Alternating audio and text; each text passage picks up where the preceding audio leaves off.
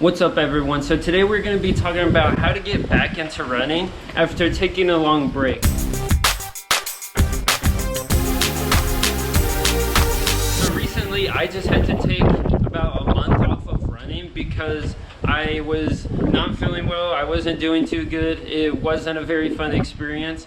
So I had to take almost a full month off of running. And now I'm in the process of trying to build back and get into running again, building that base, getting the speed work, getting the endurance, you know, all the good stuff that you're gonna need for running. So today we're gonna talk about how to get back into running after taking a break. Let's go. All right, so to get into it, the very first thing you wanna worry about when getting back into running after taking a break is building that base. Because most likely your base is going to be kind of fizzled out. It's not going to be strong how it was. You're not going to have that endurance and aerobic capacity how you did before you took that break. So you want to focus on building the base. And to start that off, it's going to be about 3 to 5 weeks to truly build that base and get into it. So the first thing you want to focus on is the shorter, slower miles. You're not trying to build the speed, you're trying to build your endurance. You're trying to stay within your aerobic range, which is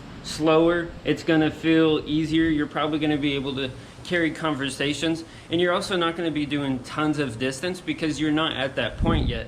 So focus on the shorter, slower miles, staying consistent. You want to do this almost every day because you're not doing a lot of work. You're just putting in the work every day to slowly increase. As you get through these shorter, slower miles, instead of increasing pace and speed, you're going to want to increase your distance. So if you're starting with 2 to 3 miles a day, you want to start going to 4 to 5 and then 5 to 6. You want to increase the distance before you start trying to increase the speed, because it's the endurance that you're really going to need in the long run. It's what you're going to need to carry you through the speed days. It's what you're going to need for your actual race day. Depending on what you're doing, you're still going to need that endurance, and that's where building the base comes in. A good way of knowing if you're going the right pace for these easy short runs is effort. It should not be a 9 out of 10 effort. This should be probably a 3 to 4. You should be able to carry a conversation.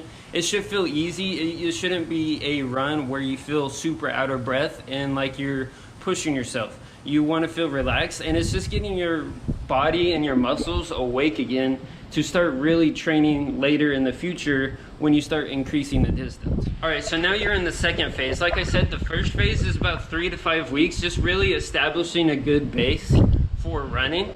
The second phase is where you start mixing in those speed workouts, more intense workouts, some more longer runs, and some of those are going to be a long run. This is going to help you to continue to build the stamina and endurance that's going to really carry you over whatever distance you're running. Like a half marathon, you're definitely going to have some long runs in there. The next one you want to add to some of your workouts is a tempo run. It's going to allow your body to run faster for longer, and it's going to start getting to that level of the anaerobic threshold. It's going to feel tough. This is going to be a more around a 7 out of 10 effort, and so it's going to be a little tougher, but it's what your body needs to continue improving and getting out of what you were before.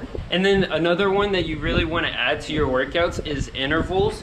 It's a great way to build speed and power. So a good interval is something kind of like you're running, you have a 5-mile run, you take the first half mile at 8:40 pace, and then you take the next half mile at an 8-minute pace. And you kind of alternate all the way till you get 5 miles. It's just a good way to shake up your body and make it kind of guess a little bit what's going on. It's a good way to shock your muscles into running faster paces without having to run that fast pace the whole time. Like I said, this training block can last for however long. This is kind of what your base training would be. Maybe not when you're specifically training for a race, but when you're kind of just training in general. You want to have the long run, you want to have the tempo run, you want to have intervals, and then you want to still have your easy days. All of those are going to make a really well-rounded training plan when you're just kind of in your off season trying to stay in shape, trying to improve a little bit, obviously, but it's a good training plan that you want to stick to. All right, so now you made it to phase 3 of coming back from taking a break. And this is when you have a race planned, you know what race you're doing, whether that's a 5K, 10K, half marathon, marathon, whatever it is. You have a race planned, and now it's time to start specifically training for that race. You've built your base, you've done some good training for the second phase of solid work.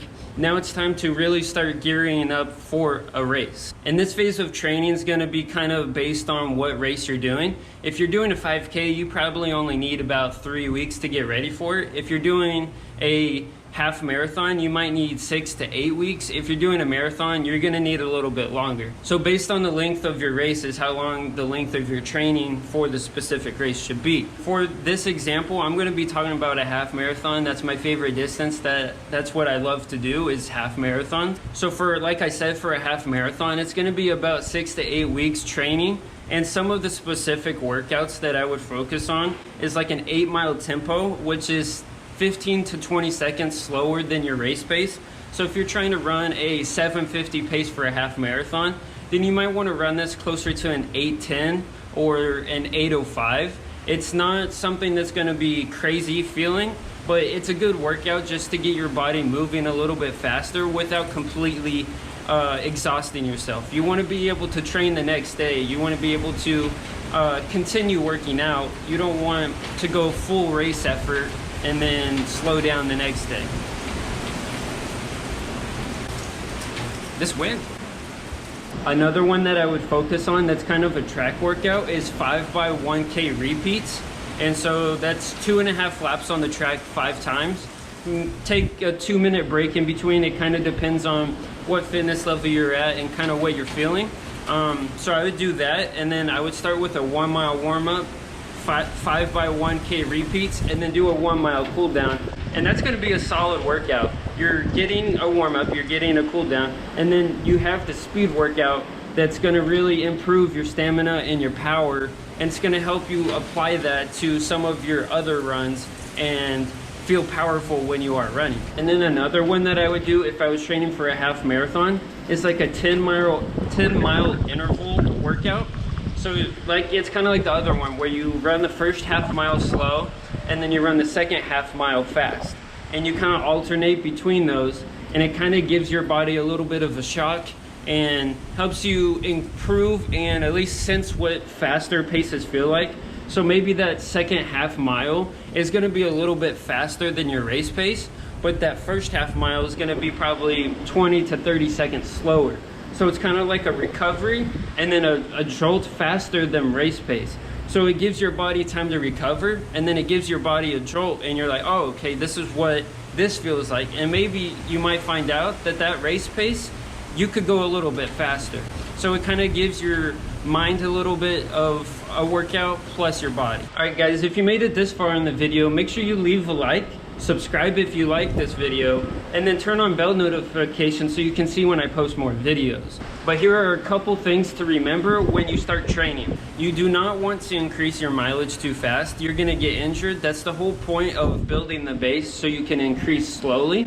Another thing that I would keep in mind is staying positive. It's definitely gonna hurt in the beginning because you did take time off. Your body is gonna take some time getting used to putting it through a running workout, putting it through a run just in general. And then the next thing is having a goal in mind. It's kind of hard to get back into training when you don't have anything in mind of what you want to achieve. If you want to run a 5K in 2 months, if you want to run a half marathon, if you want to start training for a marathon, you got to have that goal in mind. And that's kind of how you're going to base some of your training, but it's also going to help you keep you mentally focused on staying consistent. And that's the biggest part, is staying consistent and increasing your mileage slowly and getting better every day. All right, guys, well, that's another video. I really hope you enjoyed this. If you did, leave a like, subscribe, and turn on the bell notification. Leave a comment if you have any questions. I'll be super happy to answer any of those. If you have any suggestions for future videos, also leave that in the comments. Thanks for watching, and see you in the next one. How am I ever gonna film in this wind?